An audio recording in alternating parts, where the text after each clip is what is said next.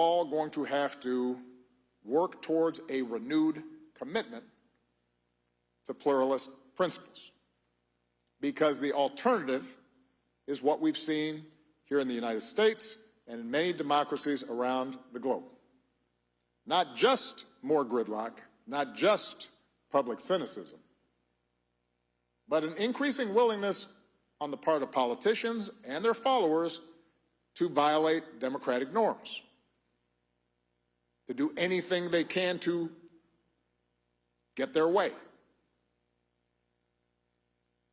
to use the power of the state to target critics and journalists and political rivals, and to even resort to violence in order to gain and hold on to power. With the support of the Obama Foundation's My Brother's Keeper Alliance, pluralism is not about holding hands and singing Kumbaya.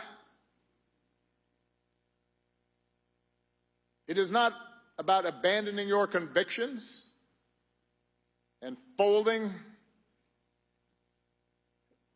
when things get tough. It is about recognizing that in a democracy, power comes from forging alliances and building coalitions and making room in those coalitions, not only for the woke, but also for the waking. Aspirations of others for their sake. So in a democracy, it's important to argue strongly for the issues we care about and draw lines that we're not willing to cross. But purity tests are not a recipe for long-term success.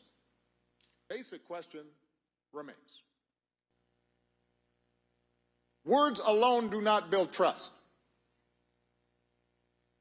Words alone do not rid people of prejudice. What does build trust, because it builds relationships, is people banding together to get stuff done. Conversation, should we be pluralistic? Should we reach across the aisle? But I'm really curious about how close is... We have to be open to framing our issues, our causes, what we believe in terms of we, and not just us and them. We have to try to frame issues in ways that at least consider the possibility of a win-win situation rather than a zero-sum situation. That's what Mandela understood when he befriends the man guarding his prison cell. That's what King understood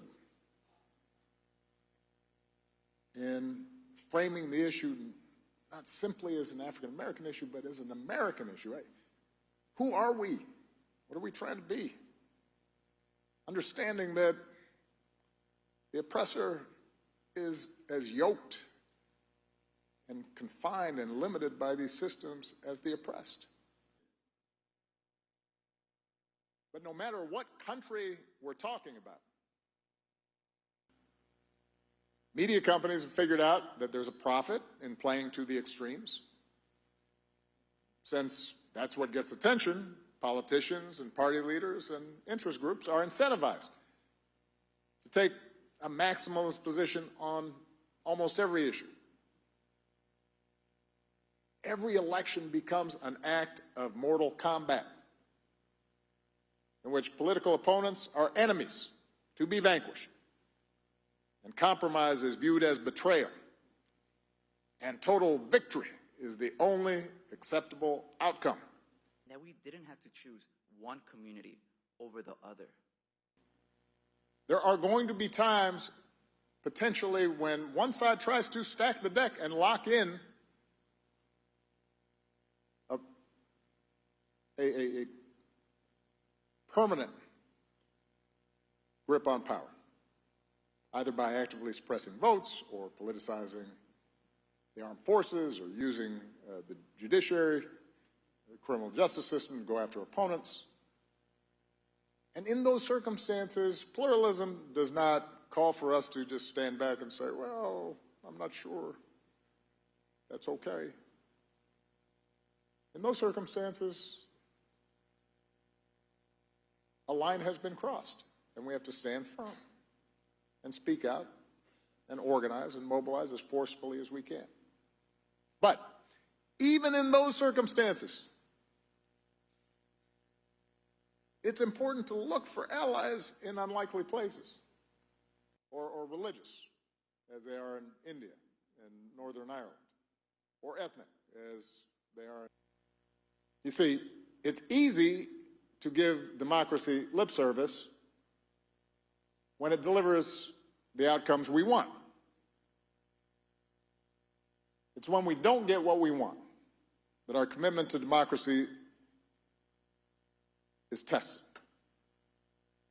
And at this moment in history, when core democratic principles seem to be continuously under attack, and when too many people around the world have become cynical and disengaged, now is precisely the time to ask ourselves tough questions about how we can build our democracies and make them work. Private school and our black public school to do a haiku. Talk of bridging our differences when the country and the world seemed so bitterly divided felt like an academic exercise. It felt far-fetched, even naive, especially since, as far as they were concerned, the election proved that democracy is pretty far down on people's priority list. At once. And so we have to be careful in doing that, because when we don't, for example, when we cancel out people's fears